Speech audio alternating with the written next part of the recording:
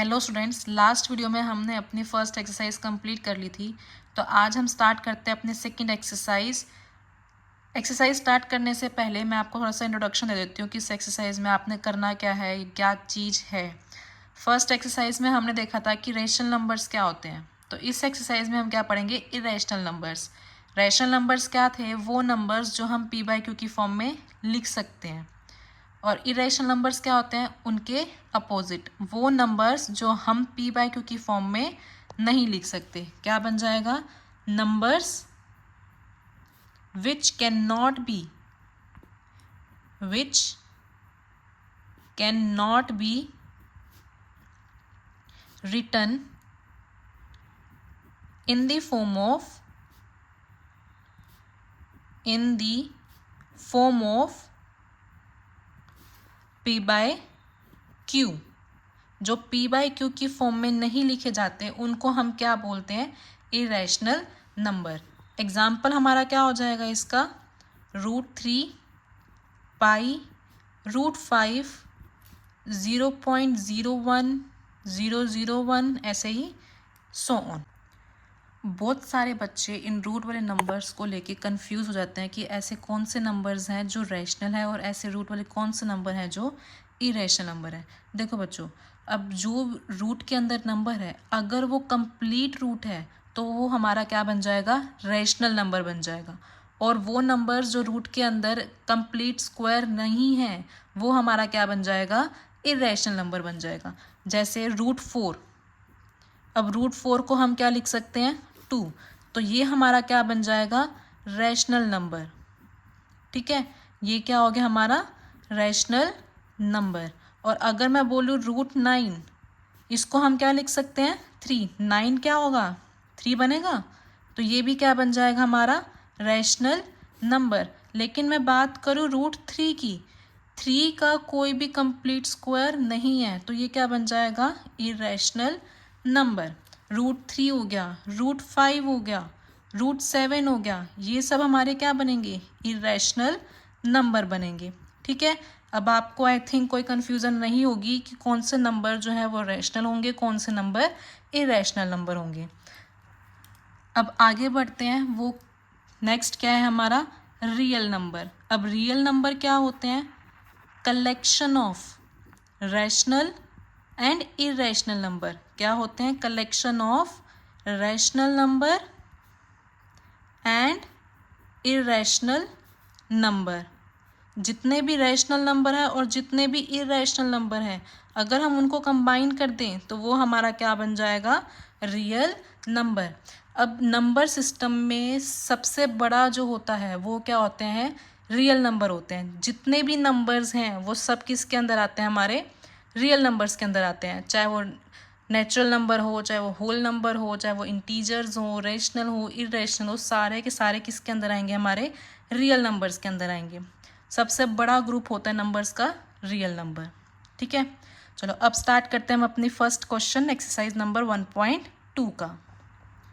First question क्या है? State whether the following statements are true और फॉल्स, जस्टिफाई योर आंसर।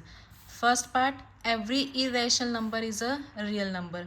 देखो, अभी अभी हमने पढ़ा कि जितने भी नंबर्स होते हैं वो सारे किसके अंदर आते हैं? रियल नंबर्स के अंदर आते हैं। और रियल नंबर्स की डेफिनेशन अभी हमने देखी, collection of rational and irrational numbers. Means जो इरेशनल नंबर है सारे किसके अंदर जाएंगे? हमारे रियल नंबर्स के अंदर जाएंगे। तो इसका आंसर क्या हो जाएगा?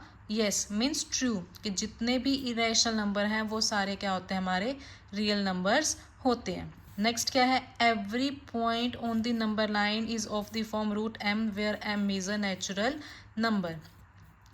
मतलब क्या हुआ इसका? कि नंबर लाइन पे जितने भी नंबर्स हैं, क्या हम उसको √m की फॉर्म में लिख सकते हैं? जहाँ पे m हमारा क्या होता है? नेचुरल नंबर होता है। तो इसका आंसर क्या होगा हमारा?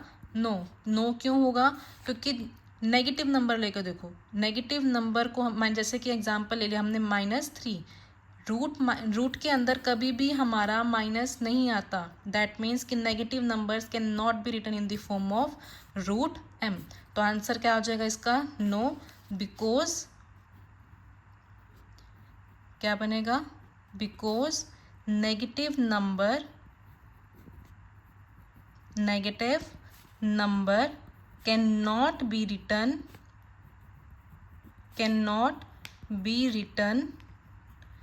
in the form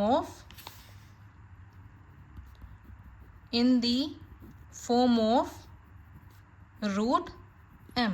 तो इसका आंसर क्या हो जाएगा?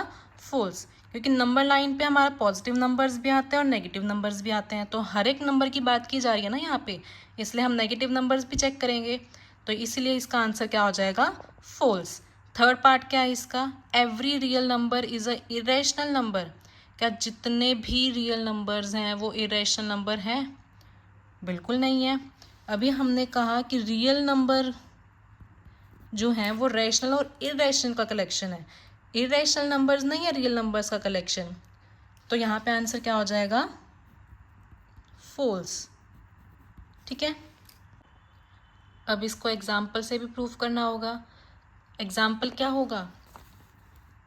For example 2 is a real number, 2 हमारा क्या होगा? रियल नंबर होगा, but not irrational number. Irrational number हमारा ये नहीं होगा, इसलिए हमारा आंसर क्या हो जाएगा? फॉल्स। ये हो गया आपका क्वेश्चन नंबर 1। अब सेकंड क्वेश्चन क्या है हमारा? Are the square root of all positive integers irrational. क्या जितने भी पॉजिटिव इंटीजर्स हैं उनका स्क्वायर रूट इरेशनल होता है?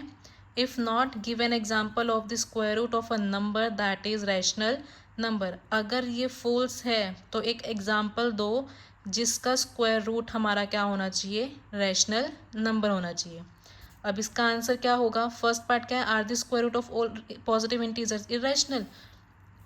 Answer is no. क्या आएगा? फॉल्स। क्यों? Because root 4 equals to 2। 4 का स्क्वायर रूट हमारा क्या होता है? 2 होता है, और 2 is a rational number. Root 9 का स्क्वायर रूट क्या होता है? 3, and 3 is a rational number. हमसे क्या बोला गया था? अगर ये फॉल्स है तो एक एग्जाम्पल दो, वो हमने दे दिया। अब नेक्स्ट क्वेश्चन जो है वो हम अपनी नेक्स्ट वीडियो में देखेंगे।